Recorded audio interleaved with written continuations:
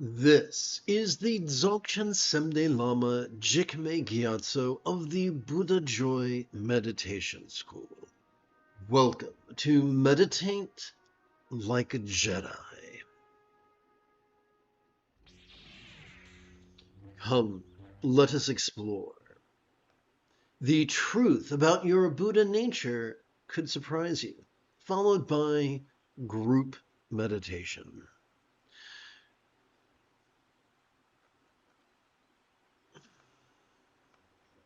Let's explore the anthropology of our samsaric and nirvanic natures.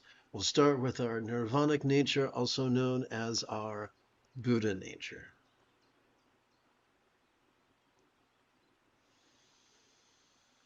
Anthropologists and archaeologists agree that there is sufficient data to suggest that approximately 300,000 years ago, our Paleolithic ancestors enjoyed an absolutely groovy lifestyle that promoted each individual to be flexible, loving, rational, laid back, egalitarian, lucid, cooperative, and kind. Just like groovy Qui-Gon Jinn. After approximately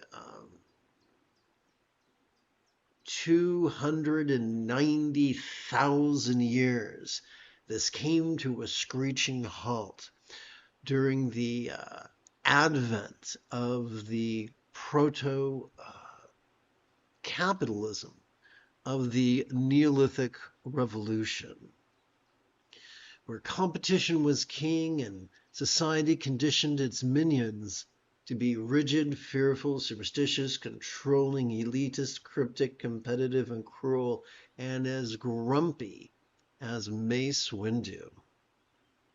So we had proto-communism and proto-capitalism.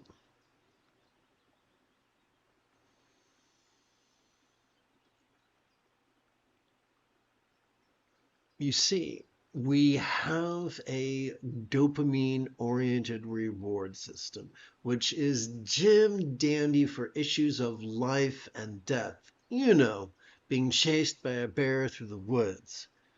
But when it becomes our default mechanism, when it becomes the North Star by which we navigate life, we become kind of like the Big Lebowski.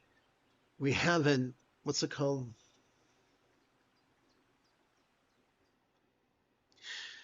An oxytocin-oriented system that rewards for cooperation. And this helps us to be as groovy as the dude. So we have the Big Lebowski nature and the dude nature.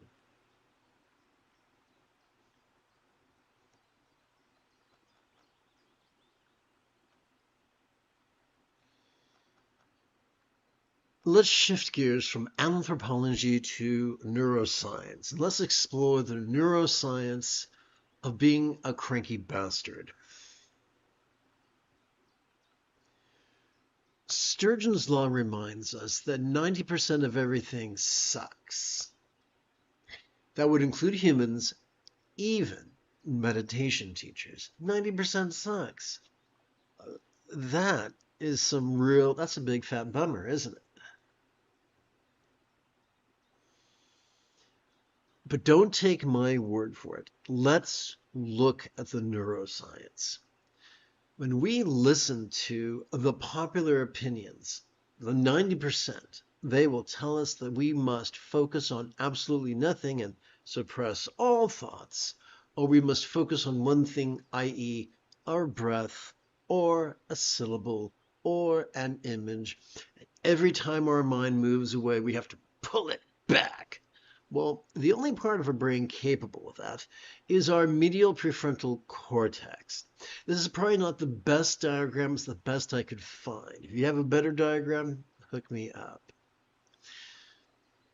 The 90% will also tell us that if we want wisdom, we gotta contemplate, we gotta analyze. And the only part of our brain that can do that is our dorsolateral prefrontal cortex. Now, anything that can be used can be abused. And when we abuse the front of our brain, when we use it too much, we cut ourselves off from our inner genius. We exhaust the front of our brain to the point that we begin presenting with symptoms of depression, and no less trigger our amygdala, the seat of anxiety and aggression. Fear is the path to the dark side. If you've ever seen Empire Strike Back, that could sound familiar to you.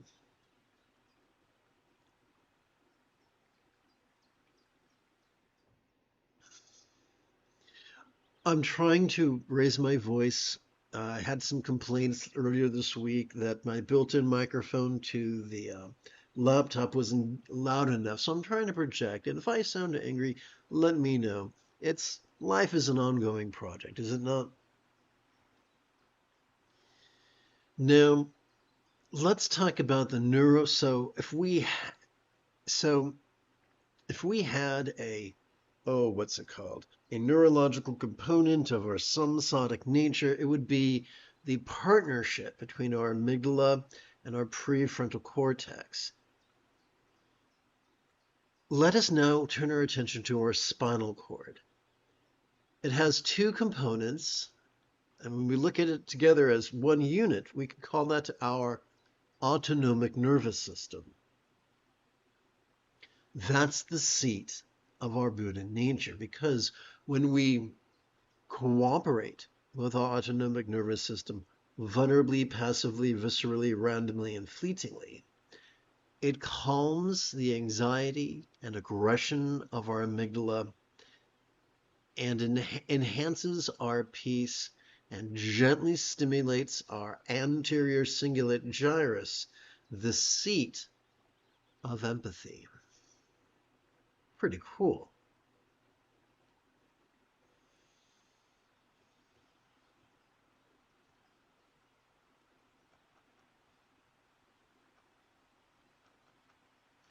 Let's take a deeper look at this, shall we? We'll begin with mindfulness. Every time we inhale, whether we know it or not, we have evolved to automatically access the middle bit of our spinal cord, which could be described as the nexus of our sympathetic nervous system. It has evolved to help us to notice in a very special way, in a very yin way, in a very matriarchal way. It has evolved to help us to vulnerably, passively, viscerally, randomly, and fleetingly notice all mind's antics. Our mind's ability to perceive sights, sounds, sensations, flavors, scents, and the like, including the full spectrum of emotions, intentions, cognitions, recollections, and imaginings.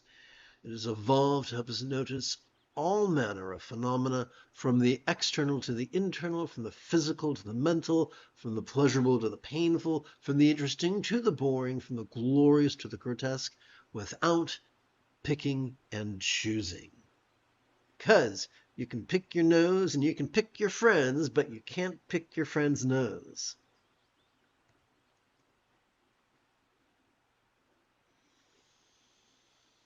The essence of mindfulness is simply to watch the antics of mind. Now here's the rule of thumb. All we got to do is silently and mentally recite the verb watch every time we feel our chest swell with breath. Now, what do we do with all that which we noticed? Because some of it is pretty squirrely. That brings us to meditation. Every time we exhale, whether we know it or not, we've evolved to automatically access the tippy top and the very bottom of our spinal cord, the penthouse and the basement. These two, as a pair, as a team, are known as our the nexus of our parasympathetic nervous system. They have evolved to help us to physically relax and mentally release to such a degree that which we noticed during our previous inhalation could fleetingly feel less stressful, less permanent, less defining, and even as non-graspable as a vast empty void. Now, I think it was my fourth grade English teacher who explained that a simile is only as effective as it is relatable. Therefore, we have to ask ourselves a question. What? What is a real-world example of a non-graspable, vast empty void? Look above. How about the illusion of the infinite azure sky on a bright and beautiful cloudless morn, which although could look tantalizing to the eye, could feel non-graspable to the hand? And so we see the so-called mysteries of Buddhism, emptiness and no self, are just metaphors, just figures of speech to describe the fleeting experience latent within each exhalation. Is there a rule of thumb for meditation? You bet. All we got to do is silently and mentally recite the verb rest every time we feel our chest subtly sink as gently we exhale. So the lowly spinal cord is the seat of our Buddha nature. Our job is not to coerce our brain into, our job is not to metaphorically grab our Buddha nature by the lapels and shake it like a French au pair. Au contraire, our job is simply to cooperate with it passively. It's already there, chugging away in the background like some forgotten program on your computer. It's already there. But we exhaust ourselves by making a habit of actively competing against it. Now you know that cooperating with it passively is as close as sitting and breathing and watching and resting. We play with the verbs watch and rest, not to command our autonomic nervous system, but to remind our will, our intention, if we want to be fancy, our volition, that we are here to passively cooperate with the true stroke engine of our Buddha nature. I'd like to conclude by exploring the ease and efficiency of our Buddha nature. Whoopsie, there we go.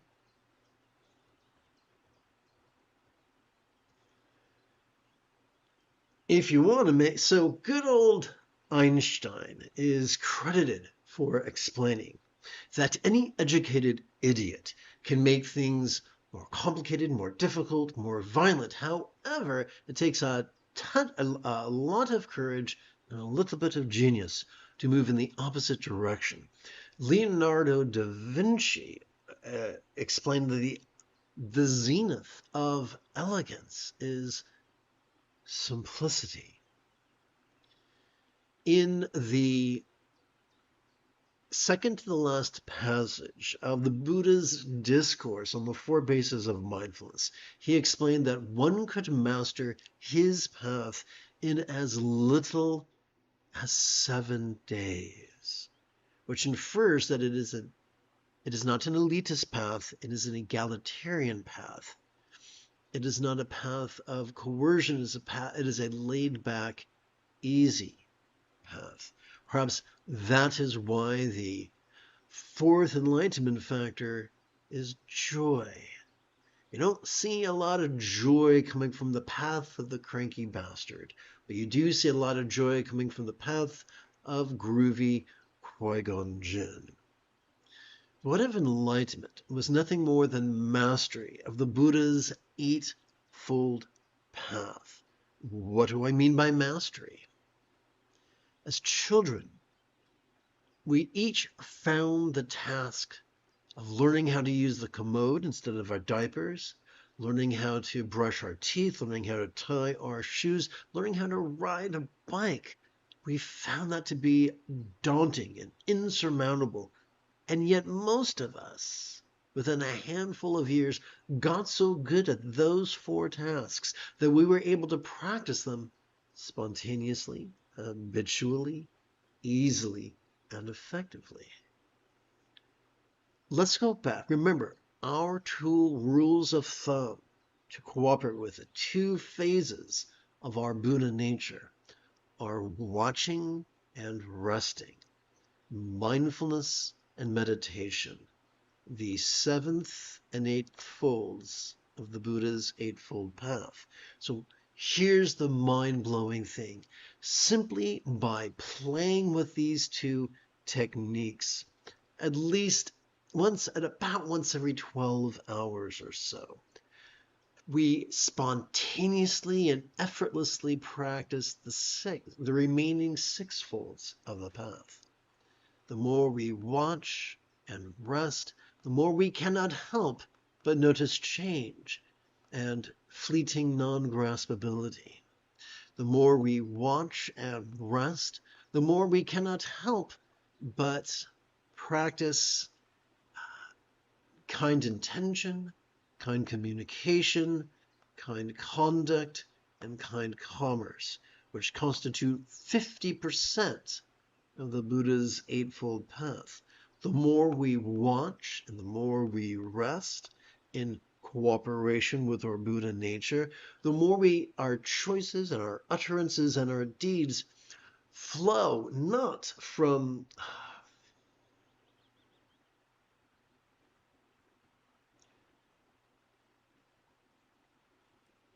contrived planning or wild scatterness, but instead from love's deeply centered spontaneity.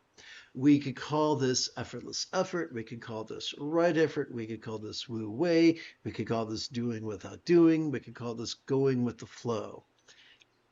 We don't, and yet ironically, we're often told that we must force going with the flow, which makes about as much sense as making love in the name of virginity. It's a lot of fun, but terribly unproductive. It doesn't take you any closer to your stated goal.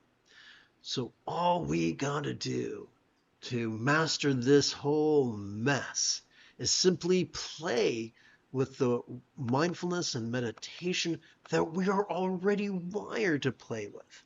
All we gotta do is get out of our own way and cooperate with the Buddha nature that is our autonomic nervous system.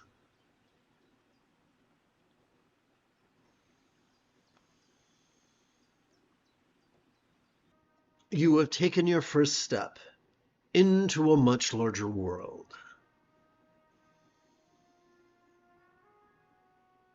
If you feel that I have earned it, you could give this live stream a thumbs up. You could even help support this channel. For the Buddha Joy meditation, for Meditate Like a Jedi is made possible thanks to the generosity of viewers just like you. For the remainder of this morning's live stream,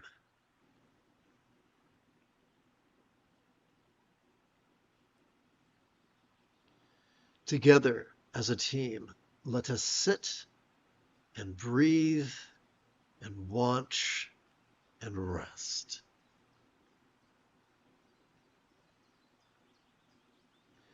The moment you have a specific question about the philosophies or techniques of Taoism, Buddhism, Tantra, Dzogchen, Zen, or Mahamudra, do not hesitate to type your question in great detail in the chat window, for I tend to check for questions about every 5 minutes or so.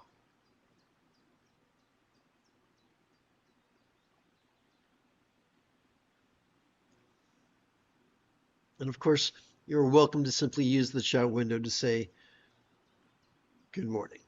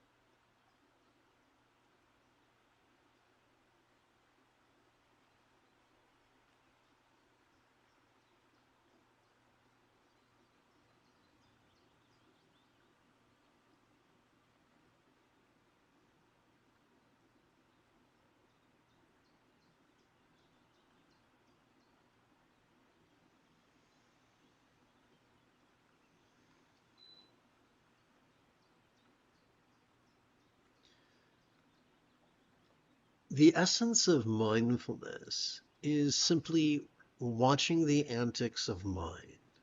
The easiest way to do that is to silently and mentally recite the verb watch every time we feel our chest swell with breath. The essence of meditation is to rest in the non-graspable aspect of mind. The easiest way to do that is to silently and mentally recite the verb rest every time we feel our chest subtly sink as gently we exhale. The moment you have a specific question about the philosophy or technique of meditation, do not hesitate to type your question in great detail in the chat window, for I tend to check for questions about once every 5 minutes or so.